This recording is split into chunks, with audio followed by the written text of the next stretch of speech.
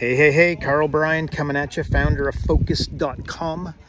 Today I'm going to talk to you about the problem with the size of your goals. So I want to do a little demonstration. Can you guys see that boat there? Is by all accounts a pretty impressive boat. The name of it's Relentless.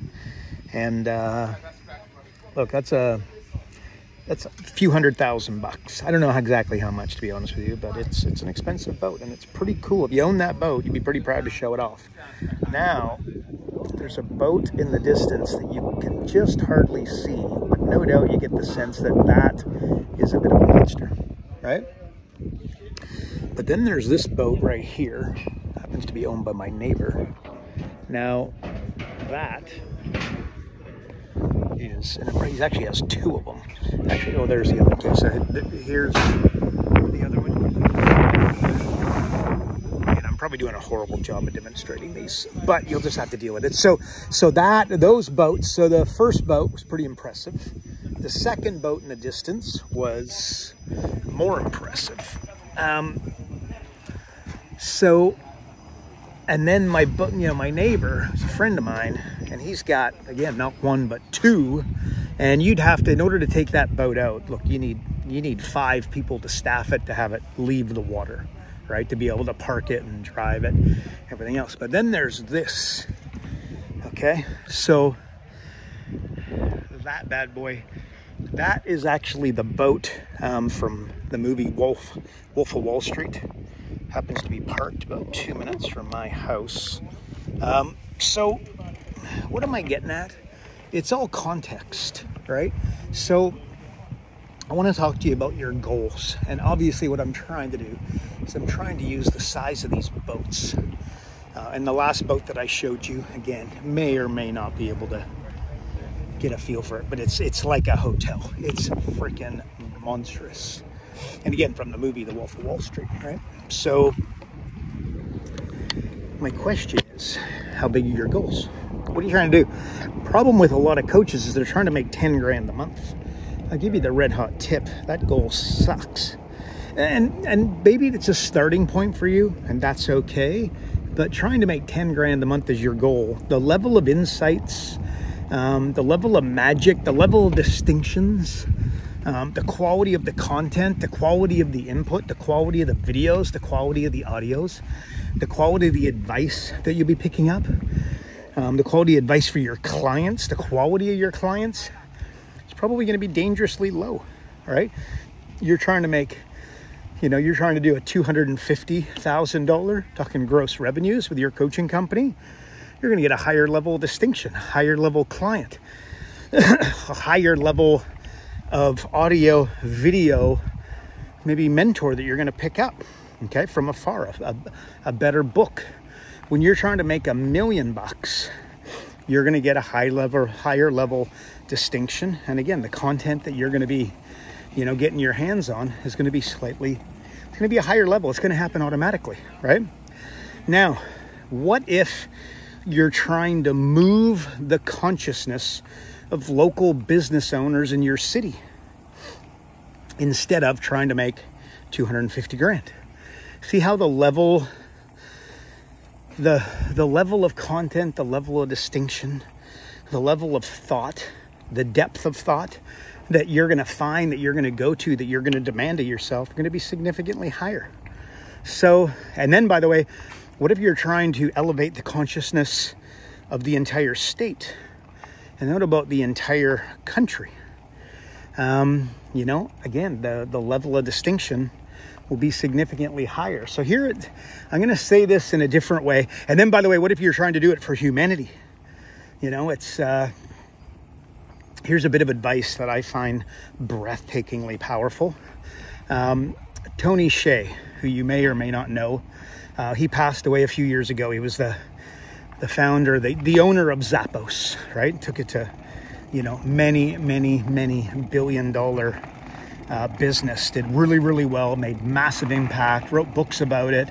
They do tours of Zappos. If you go to Vegas, you can do a tour of Zappos and the business and the way that they built it. And part of the thing, it's all about happiness. That was part of the name of his book. And one of the things is if you call, like it basically, they started as a shoe store online, right? And much like our friends at Amazon started with books, right? And CDs. So they started with shoes.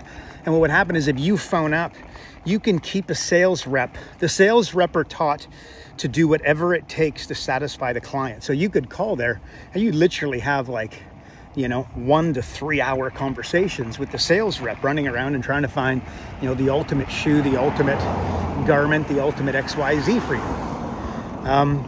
There's stories of they're in Vegas and a guy literally drove to LA to help somebody out, right? And he encouraged it. He wanted it. He wanted that to be their culture, and he did it very successfully. Anyways, very successful guy, and that's not his only success. He's got he had a few of them, a couple of exits, did insanely well. Brilliant business mind, a genius.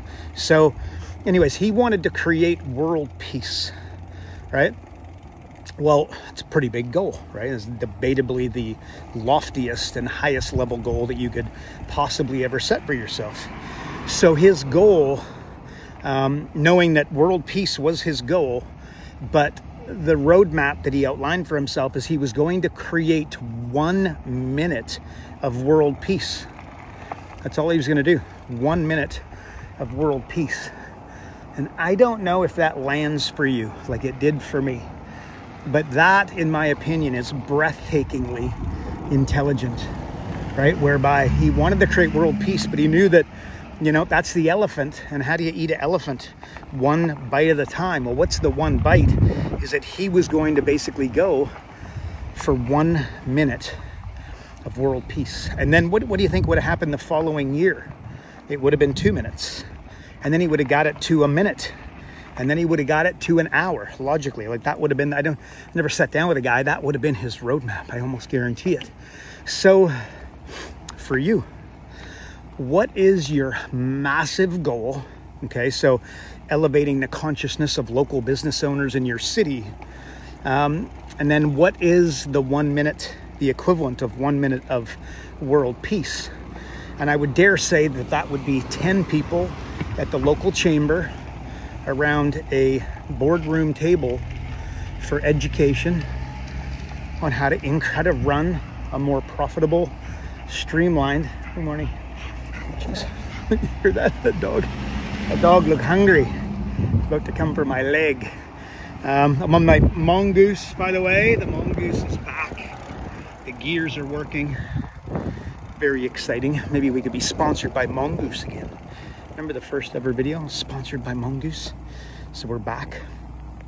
But anywho, so your 1 minute of world peace would be running an event with 10 people that actually show up, and then you do your job to basically elevate their level of consciousness. And if you really wanted to elevate the level of consciousness, you would encourage them to basically take what you taught them and basically get them to spread the word. And by the way, if your goal was big enough and it was impressive enough and you articulated it in a powerful way, I dare say you've had a lot of people out there, preaching your gospel. And then by default, what would happen is they'd be like, well, who had that advice? And they say, oh, it's Sally. It's Dave, the business coach, and they do an event every Tuesday morning at the local Chamber of Commerce or the local golf course or on the local, on a boat, on a yacht, at the oil and gas club, whatever. So anyway, so hang on. So big goal, bite-sized chunks, because again, elevating the level of consciousness for local business owners might feel significantly beyond where you're at. Got an itchy nose today. That may or may not appear very well on the video. So there you go. So I want to say this in a different way. If this obstacle in front of you, good morning. If the obstacle in front of you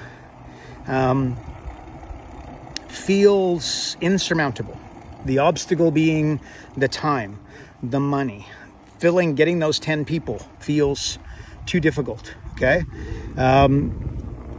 the experience, your age, your level of energy. Maybe you're handicapped. Maybe you're in a wheelchair. Maybe you got a bad leg. Maybe you walk with a limp, right? Maybe you got one eye. Whatever it is, okay, what you got to do, so basically what I'm trying to define here is when you think about your goal, you struggle to think of how you could possibly overcome the obstacle that's in your way. Here's the hack. You've got to make if that is the case, your goal isn't nearly big enough. Because, yeah, so what you got to do, so when the obstacle feels really big, the problem is your goal is too small. You got to increase it. And I mean, increase it big time. When your goal is to increase the level of consciousness of local business owners and stop business failure in your city, or maybe it's separations and maybe it's divorces amongst entrepreneurs, because again, marriages break up from lack of money over lack of love times a million, right? It's not even comparable. Marriages break up from lack of money, not from lack of love. And of course, you could point me to an example where it's a lack of love, but that's the lower, that's the 20, not the 80. So maybe that's going to be your goal. Maybe you, like me, like I am the poster child for entrepreneurial families where, you know, up and down, a lot of, just a lot of fighting, separation, divorce, stepmommy shows up, I'll let you guess as to whether or not I was excited to meet her, and even more excited for her to move into my house when I was 16 years old. And then my brother committed suicide, by the way. And then my mother drank herself to death. And that was my childhood. Moving, like again, I didn't move. We didn't move for, I'm just going to say 10 years. I'd have to think about it, but 10 years, okay? My family did not move for 10 years. So we'll call that stability of home, right? And that we're not moving. I then went on to move between my mom, my dad, and myself, well into double digits over the next few years. Like it was like crazy. I lived at my best friend's house. I literally lived at my best friend's house, slept in a bed with him during high school. Like that's where I slept. So, and by the way, God bless him. And that is Mama. She passed away a few years ago, and beautiful human being, and their family just adopted me as one of their own. But okay, bottom line, that strikes a chord with me, okay? And that is why in the bottom of every email that you get from me, if you get my daily email, and if you don't, you need to, in the bottom of every one of my emails, I mention like separations and divorces. And then, by the way, it's suicides, and then it's the depression, and it's the fetal position, and it's dad feeling like a failure and planning his own suicide for the insurance money, which happens it doesn't always happen, but the planning of happens significantly more than you'd ever probably dream. Or maybe you do now. Maybe it's you. But that just happens, right? So if the obstacle in front of you, okay, hang on, I got off track. So the obstacle in front of you feels too big, like getting 10 people at the local chamber next Tuesday, you've got to increase the goal to be to raise the level of consciousness of local business owners in your city. And if that becomes your goal, I promise you, putting 10 people in the chamber becomes almost an afterthought. It's just a matter of which 10. Your bigger problem becomes choosing the 10 because you got 35 that want to come, right? And by the way, so do you want 35? And the answer is maybe, probably not. And the reason is I want you to have less people and better follow-up, not more people and poor follow-up. That's just the way it tends to go. If you're a good salesperson, you tend to be disorganized. You want to have less people and you want to have excellent follow-up to those live events because it's expensive and it's difficult to fill those seats. So when you do fill a seat, you want to make sure that if you can turn that into a $24,000 unit of sale, as in $2,000 a month coaching, you want to do it as seamlessly and effectively as possible. Having too many people in the room and poor follow-up, like a week after you've done your event, they forgot about you. You know what I mean? It's not like they're like, oh my gosh, yeah, I can't remember. That was amazing. And like, let's get together. And although of course that does happen, generally speaking, do the events on a Tuesday, do all of your follow-up before Friday, and have those meetings set. And by the way, hire somebody to do that, you know, to help you with that, because you're going to be out, you know, doing the appointments, doing the consulting, working with the business owners, elevating the business owners, promoting the next event, talking about the next event, going out to events to get your word out. So in a word, I just want to make sure in a sentence, if the obstacle, let's just use we have a program, Live Event Mastery. It's unbelievable. Like it works. There's no guarantees in this business coaching world. If there was one, the closest thing to one, it is Live Event Mastery, and putting 10 people in a room consistently, and educating them, and not just educating them, but you got to jog them. I always say that you got to cut their arm. Okay, before I offer you a Band-Aid, you need to have a cut arm. Otherwise, I just look like a weirdo, right? So think about that as your consultation is a series of cuts, and your presentation to a degree is a series of cuts, where you're talking about goal setting and the problems of goal setting, where they're like, oh my gosh, those are the things, like he's talking directly at me. Those are the things I'm doing wrong. And then you do, you know, time management. You explain all the things that they're doing wrong with time management. Like, you know, they've heard of 80-20, but they're not applying 80-20 in any way. You just give them an example and they're like, oh, shoot. You know, you talk about being unique. You talk about standing out. You talk about being the only as opposed to the best as a frame. Anyway, so you cut their arm and then you offer the Band-Aid. So putting 10 people in a room on a weekly basis, if that goal seems too big for you, the problem is that that's your goal, right? Make the goal massive, like elevating the consciousness of the entire city, business, and, you know, stopping all separations and divorces amongst married entrepreneurs. Which, by the way, is it realistic? Well, I don't know. Is world peace realistic, right? So stop it. Make your goal massive. You know, a successful entrepreneur has an elevated view of themselves, I'm going to call it. That's consistent amongst, you know, really kick-ass entrepreneurs that really crush it. The Steve Jobs, the Richard Bransons, the Michael Dells, Tony Robbins, etc. Elevated opinion of self. Hi, how's it going? So that's something you should do. So do you have it? And if you don't, like, being delusional is a really, really good thing. They'll tell you it's not, but if your goal, I just got to the #1 beach in the world. There you go. That's what I'm about to ride my bike on. How's that sound? So I hope that helps. Yeah, if your obstacle seems too big, your goal is too small. That's it. That's what I was trying to say. Took a while. But there you go. God bless. Take care. Have a good day.